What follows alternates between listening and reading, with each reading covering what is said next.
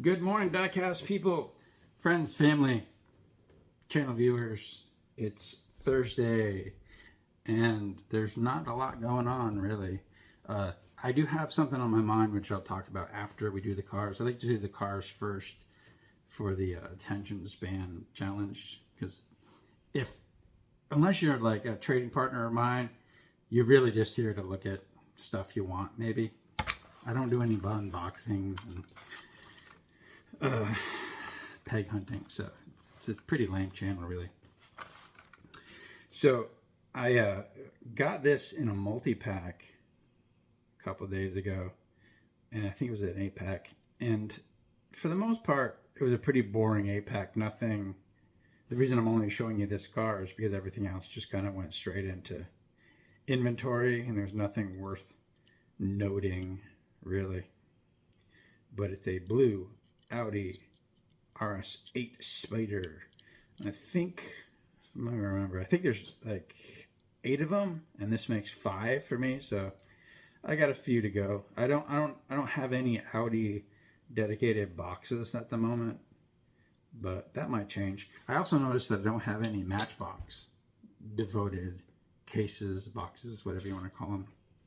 But that may change, because there are some Matchbox that I'm really getting a lot of.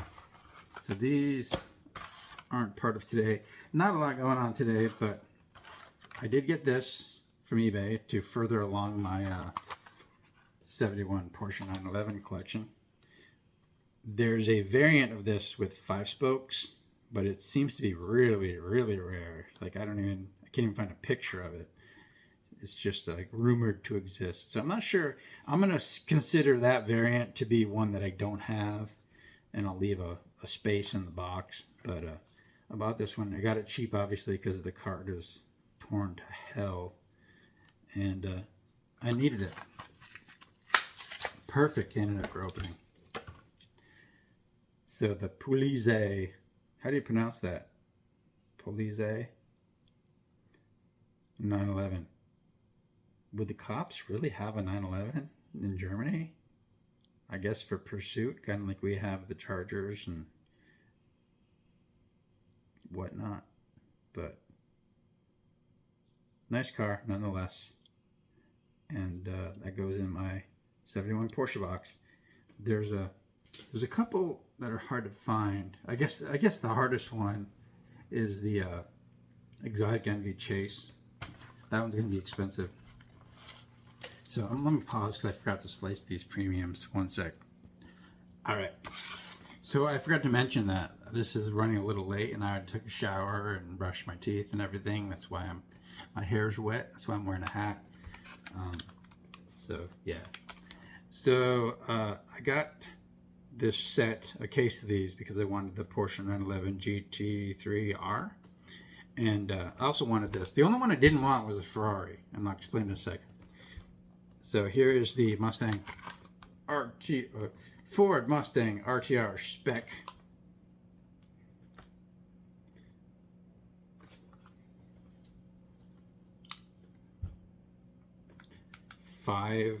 FD spec. What does that even mean? Here's the car. Formula Drift. I bet you that's what it means. You know how I know that? Because the wheels are different colors, and those drift people don't give a shit. So they just have whatever wheels, rims they can find, because they burn them up anyway.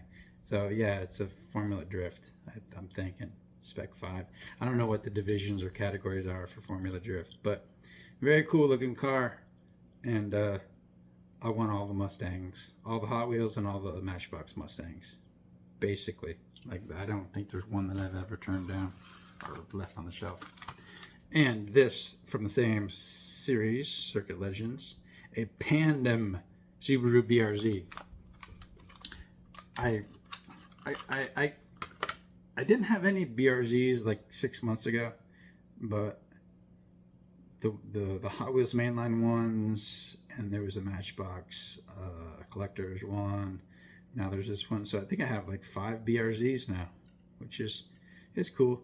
It's not devoted. I don't have like a dedicated box or anything. I just put it in my Subaru case, but which is where this one will go. But man, very nice, very heavy.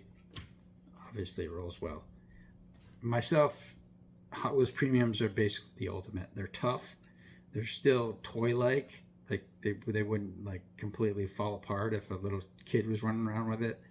But the detailing is very cool, and I love the way they roll. I drive them around like, play with them like a child, which if you can have that in your life, you're doing good. So that's it for cars today. Not a whole lot. Tomorrow's Freestyle Friday, so I'm going to try to do a little more. But what was on my mind recently is that this channel sucks. And I read, I'm like, how do I make it not suck? And I watched a couple of videos on like YouTube strategy and other social media platforms. And I mentioned that I started posting these videos on Facebook too. Not doing shit on Facebook. Got the appropriate tagging and it's public. The videos are public and nobody watches them. Nobody comments. Like nobody gives a shit. I think one, it's doomed because it's diecast. Diecast doesn't make people feel cool. It makes them feel a little less cool. And I know because I am one. You're into this stuff, but you don't really talk about it with other civilians unless they're into diecast, because it's sort of like puts you in a nerd category, and nobody really, people call themselves nerds, but I don't think anyone really wants to be a nerd, whatever. But what's my point? My point is that diecast is kind of doomed in social media world and YouTube world. As I've said numerous times, even the most popular diecast channels on YouTube don't have even 1 million subscribers. And on YouTube, if you're less than 1 million, you're mid. So yeah, I've tried Instagram, I've tried Facebook. No one gives a shit about this stuff. I'm fairly amazed that this channel even has 300 subscribers. So I was watching this channel, or this video about how to like be more successful on YouTube, and one of their tips was to make it to give your audience a plot, like give them something to follow along where they want to see how it turns out. And I'm like, well, what does Ignition Diecast really have as far as a plot? Like the only thing I came up with was the archive. Like someday it'll be reach critical mass, and someday it might even be finished. But no one really seems to care about that too much either. Like it's not catching on. The subscriber count did not grow. But the thing is, so what I'm saying is this channel is not successful in traditional terms. Like their subscriber count is ridiculous. But the people who do subscribe seem to watch it. But personally, for me, like as far as like having people to trade with, it's extremely successful. And this Wednesday videos, it's really weird. I'll say stuff that I'm looking for, and like within 24 hours, I pretty much have that stuff incoming via trades or whatever. So it's really cool. Like I really like the way this channel's turned out in terms of me connecting with other diecast people. But as far as it being monetized or being a thing, I don't think that's ever going to happen. I don't think any diecast channel really becomes a thing. It's got to be a labor of love or nothing. So what does that mean for me and you? These videos are going to continue to suck. I've given up trying to make them good or be more successful on YouTube. And all this really is just me talking to people I trade with. And I think even Ignition Diecast as a business is it's a weird business to be in. Like there's just so much about it doesn't make any sense. It's got to be a labor of love, or I would have given up a long time ago. So I think the ignitiondiecast.com site may just become even smaller, just become like cars that I have acquired or scrounged up in the world and have for sale or have for trade. I'm going to continue to keep prices like realistic and not like scalper outrageous, but keep in mind trading is becoming more and more like where my joy is, and selling shit and going to the post office has become kind of routine. And I'm not going to quit my day job and do diecast full time.